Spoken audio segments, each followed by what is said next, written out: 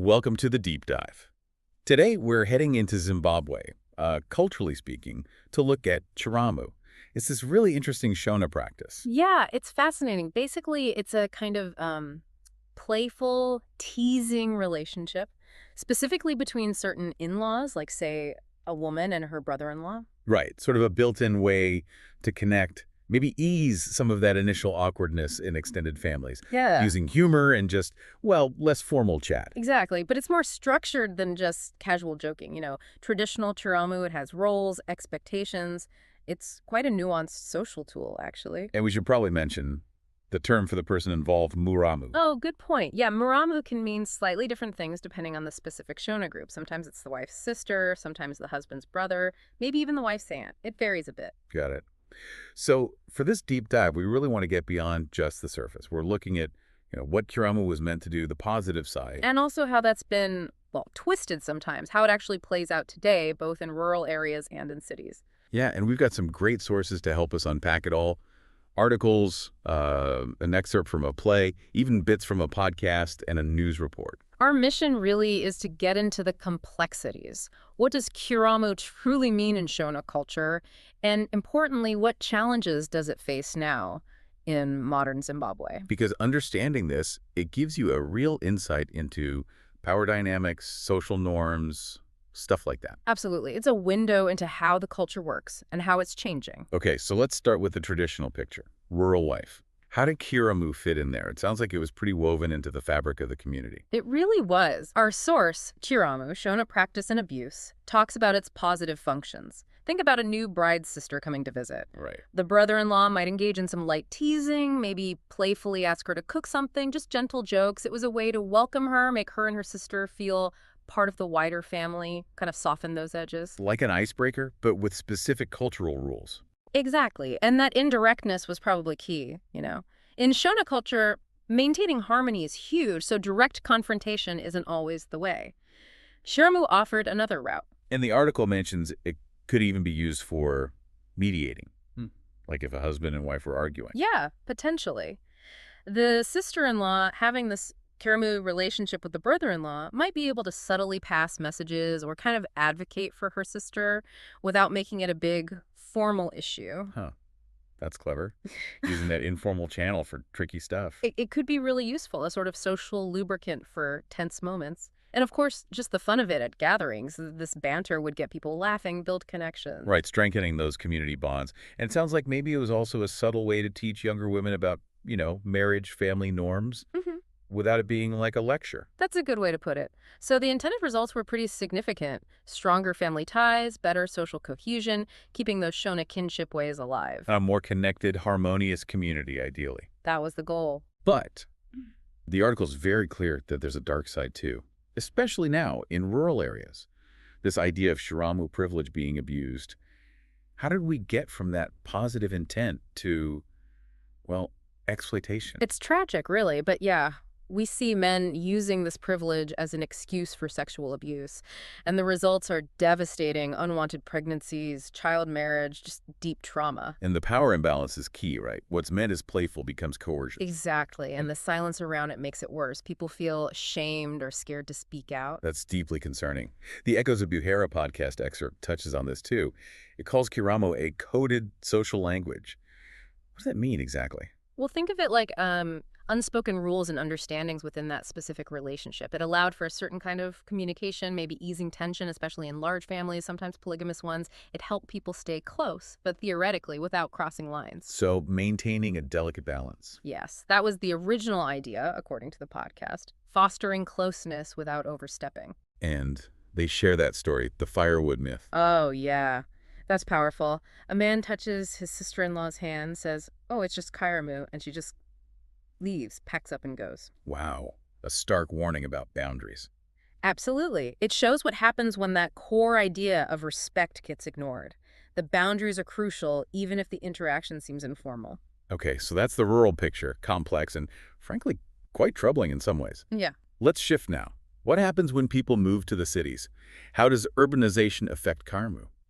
Well, things change quite a bit. Those tightened traditional family structures often loosen up when people are spread out geographically. And less community oversight, I imagine. Like in the village, maybe people kept an eye on things more. Exactly. That close community watchfulness tends to decrease in an urban setting.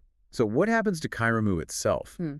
The article talks about cultural memory, like people remember it, but maybe practice it differently, more selectively. Yeah, you might still see bits of it, maybe some light teasing at a family get-together in the city, but that really deep, integrated practice, it often fades. But that doesn't mean the potential for abuse disappears. Right. Unfortunately not. The article suggests exploitation can still happen, sometimes hidden behind the idea of custom. And maybe it's even easier because there isn't that same level of community scrutiny. And people are more aware now, too, like seeing it as risky because of the potential for abuse. Definitely. There's a growing awareness of the problems, and we're seeing resistance, especially from younger generations in cities. They know their rights, and they're pushing back against the negative stuff. That's a big shift. It really is. So in urban areas, well, it's messy. You've got more awareness of abuse, maybe more legal challenges, too.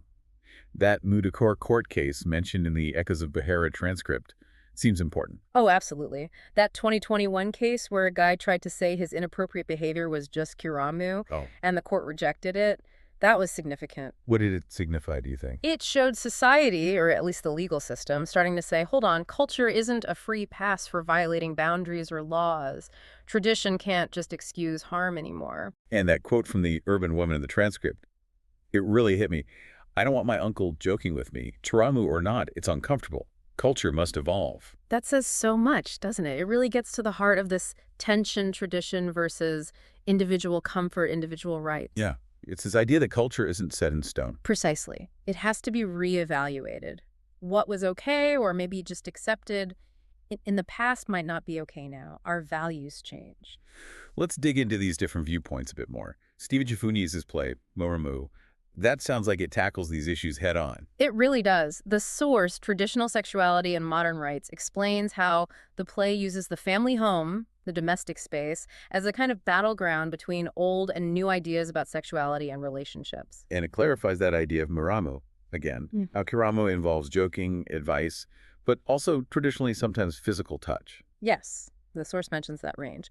And it brings up this historical perspective where Chiramu was seen by some as a kind of training ground for young girls. Training ground? Yeah. How so? Well, the Baba Mukuru, the senior brother-in-law, might playfully call them his wife, praise them to build confidence, but also, and this is the really problematic part now, engage in playful breast fondling with the expectation that the girl, the Muramu, should resist. Wow. Okay, that sounds completely different through today's lens of consent and harassment. Completely different. It's crucial we see that historical context for what it was and apply our modern understanding of boundaries and consent.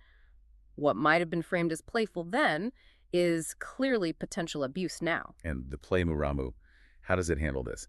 You mentioned the plot.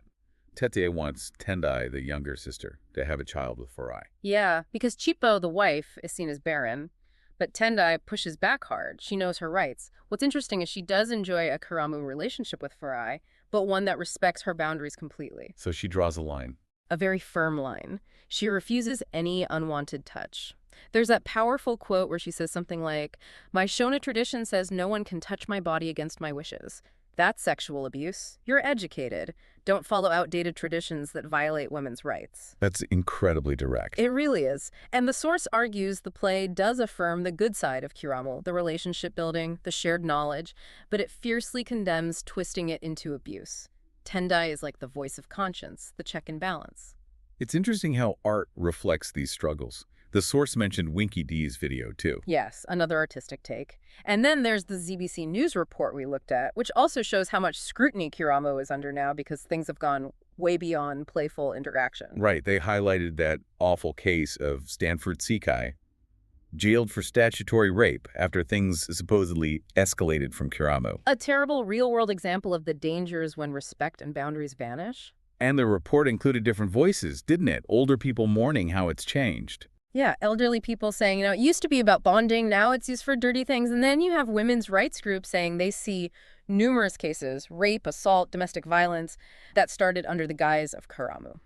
It highlights how something potentially harmful can become normalized within a cultural context. Exactly. So wrapping up this deep dive, It's clear Chiramu isn't simple. It's got this traditional positive intent for social connection. But the reality today in modern Zimbabwe includes significant, deeply concerning abuse. And that central tension just keeps coming up. Cultural tradition versus individual rights, especially the rights and safety of women and children. It forces us to ask some hard questions, doesn't it, about how traditions need to adapt as our understanding of harm and respect evolves. It really makes you think about cultural practices generally. How do we hold on to the valuable parts while letting go of or changing the parts that cause harm? How do we ensure safety and respect for everyone? And that brings us to maybe the final thought for you, the listener. How can a society preserve what's valuable in its culture while strongly rejecting practices that hurt people and violate basic human rights? It's a huge question. What's the responsibility of individuals and the community as a whole in finding that balance? It's definitely something to ponder, far beyond just this one specific practice, a really crucial question for many cultures today.